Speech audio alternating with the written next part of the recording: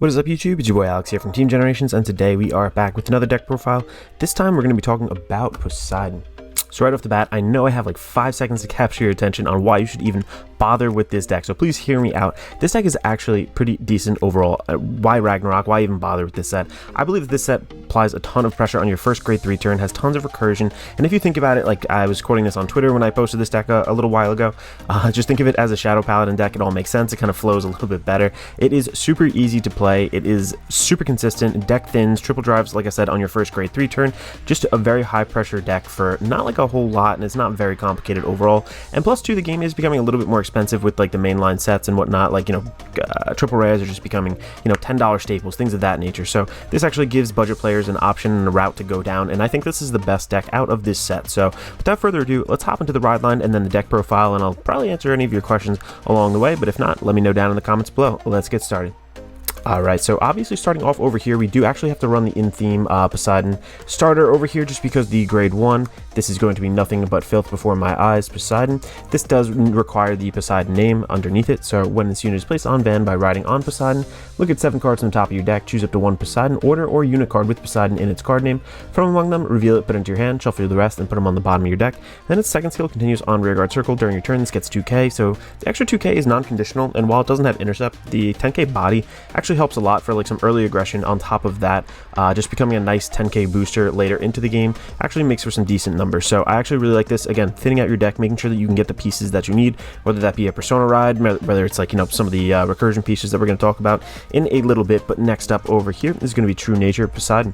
So this guy's skill auto when this unit is rode upon by Tyrant of the Oceans Poseidon, call this card to rearguard circle, and this is actually really important because the second skill continues when this when your Vanguard's ability would count the number of units retired for that cost. The cost is counted as 2 cards. So this guy is a 2-card combo, like the Shadow Paladin unit. I forgot which one it is in Keter that kind of does that as well. But over here, Tyrant of the Oceans Poseidon, this is our main Vanguard. Act on Vanguard once per turn. We get to cost rest one of our rear guards, search your deck for up to 1 Poseidon order card, reveal it, put it into your hand, and shuffle your deck. So I want to talk about that really quick. So grade thinning, deck thinning off of the grade 1, deck thinning off of the grade 3 consistently every single turn, and then on top of that, the rested unit, it could be this guy over here because we're going to pop it anyway for its second skill, so it kind of provides you a unit to rest. You don't have to hard call from hand or spawn it out by, you know, using up any other resources. Its second skill, act on Vanguard circle once per turn, counterblast 1, retire 1 or more of your rear guards, and this unit gets 5k until the end of turn for each unit retired for the cost. If you retired 2 or more units, this guy gets drive +1 until the end of turn.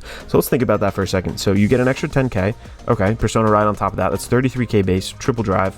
You know, on your second grade 3, on your first one, you can still easily make it, you know, like a 28k triple drive, you know, boost this guy. It can be a big number overall. The triple drive in this game, Overdress is a very simple game. I think that right now my mentality is anything that can get me more drives in this game right now is good. I've been like sweating on MLB and this guy for the past few weeks at locals, and I've just done really well. I don't think I've missed a single top on any night that I have played, so I really like this card. I think this is great, and you're going to see how we're going to make this even more powerful a little bit later as we get into the main deck. So yeah, let's hop into that now. Alright, kicking us off right before the tech profile, I just wanted to quickly mention that if you are interested in purchasing any of these cards, we do have a TCG player affiliate link down in the description below. You can shop that link, absolutely no cost to you, help support the channel. Thank you in advance, much appreciated. And if you are enjoying the content, make sure to leave a like on the video, possibly consider subscribing to the channel. Over 1,300 subs, or somewhere 1,200 subs right around there now, so thank you guys so much. I really appreciate it. But over here, hopping right into it. So 3 more of the persona ride, you know, nothing else really crazy to say. This is Overdress. You like the persona ride, we do it every single turn we can. Boom, no big deal.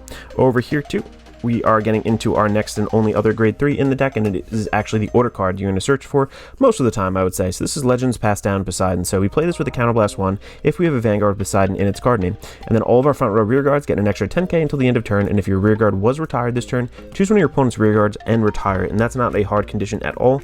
A little bit of board control is always nice, just because we're always going to be retiring at least 1 rear guard with our Vanguard skill over here most turns. So you really do need 2 open counterblast to make like your ideal play, but overall, retiring your rear guards and buffing up your Vanguard is not that hard because we have other cards later that do recur themselves.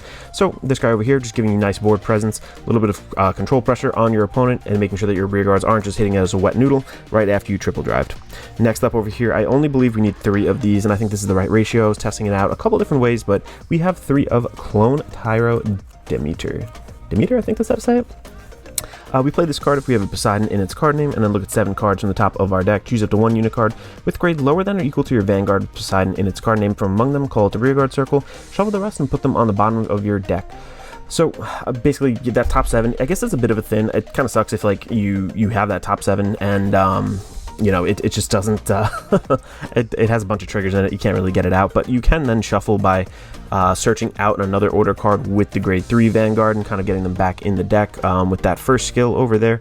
But just be aware that sometimes, you know, you are actually going to rig the top of your deck potentially, so just be aware of some of the order timing there. And then we choose one of our Vanguards. It gets 10k until the end of turn, so if you want to buff your Vanguard and really swing for the fences here, this is the card to go to. Again, deck thinning, you know, your Vanguard's triple driving, just everything you can really want in this card right here. I think at 3 of we see it often enough. The grade 2 aspect of it, like you can play this at grade 2 and actually have a lot of pressure early, swing, you know, stack a big column off into the rearguard circle, give an extra 10k to your van. I feel like it's just a nice early play, it's a nice late play, kind of does everything that we want to do. I think 3 is the right ratio overall because we are going to be pretty much using later into the game that other grade 3 order. Next up over here, this is one of the cards that can recur, so this is an important part of the deck. Most fearsome Greek god Poseidon.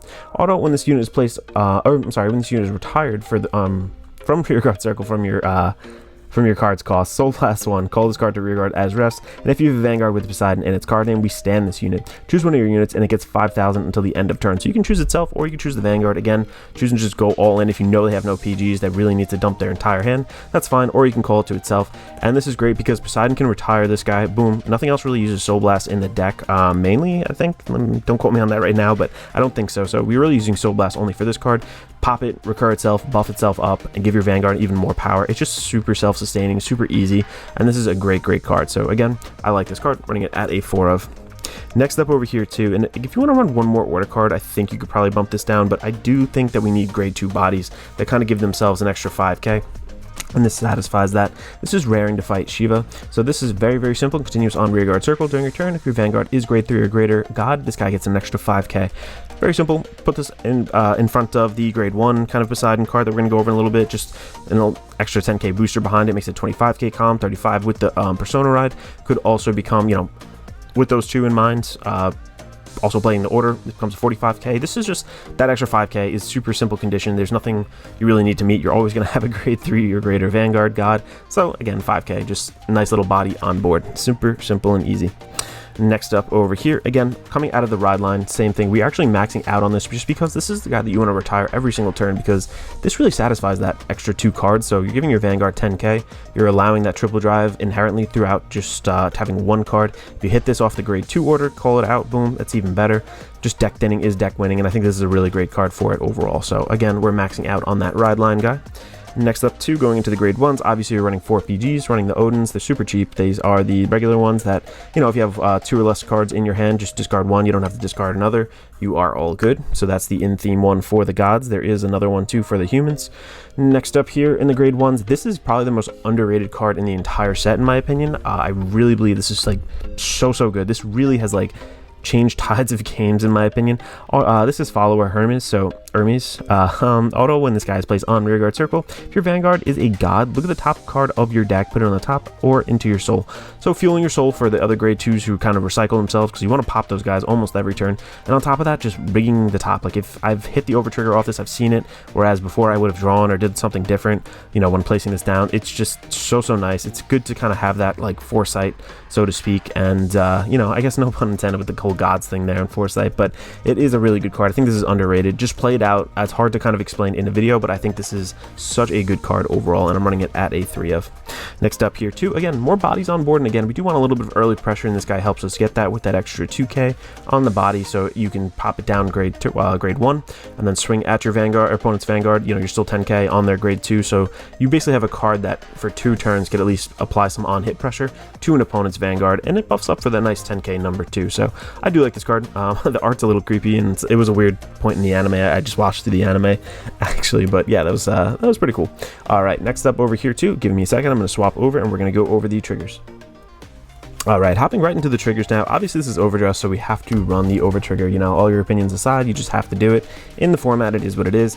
These guys, the over trigger for Ragnarok does a pretty cool effect over here. Not too broken, but additional effect. All your front row gods get an additional 10k until the end of turn, and then choose one of your rear guards and restand it. So this is actually really good with the Hermes card that I just went over to, because if you project and you see that you have an over trigger on the top, swing with one of your rear guards first, and then boom, pop them with that over trigger, stand them back up, give them extra power, the whole deal, the whole 9 yards. And even later into the game, like if you know the over trigger hasn't been revealed, like you're triple driving every single turn, you're deck thinning in this deck, like it's pretty easy to do to hit this trigger. Like I think that's one of the main ideas and like allures in general of this deck, like that it's pretty easy to hit the over trigger.